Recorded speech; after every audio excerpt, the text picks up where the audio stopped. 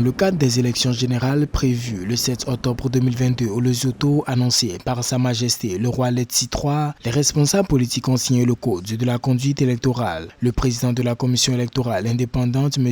Mfasa Mokoshan, a déclaré que depuis que Sa Majesté a annoncé le jour des élections, la période électorale a commencé et les campagnes électorales qui dureront 90 jours pourront reprendre. Un appel de bonne conduite a été lancé aux dirigeants pour éviter les déclarations susceptibles de provoquer des conflits.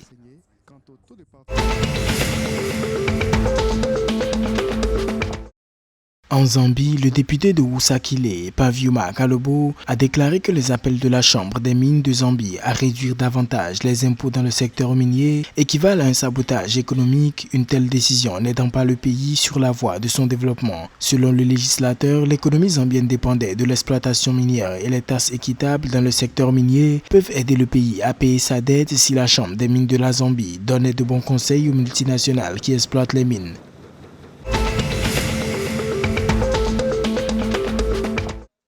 Le Parlement malawien a adopté un projet de loi permettant au gouvernement d'accéder à près de 60 milliards de kwacha auprès de la Banque mondiale pour la réhabilitation de la centrale électrique de Kapishira, selon le ministre des Finances Sosten Gwengwe, qui a présenté un projet de loi pour l'autorisation d'emprunter 37 millions de dollars à l'Association internationale de développement de la Banque mondiale. Dans le cadre de la fenêtre de réponse à la crise, le prêt financera la réhabilitation des infrastructures qui ont été endommagées cette année lors du cyclone Ana.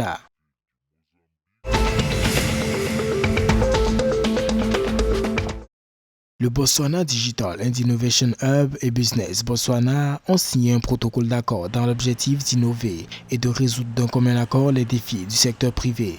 Ainsi, les deux entités se sont engagées dans la recherche et le développement pour soutenir les besoins technologiques du Botswana, entre autres dans le cadre de la numérisation du secteur privé, des initiatives de renforcement des capacités et de l'intégration des questions de développement des entreprises du secteur privé.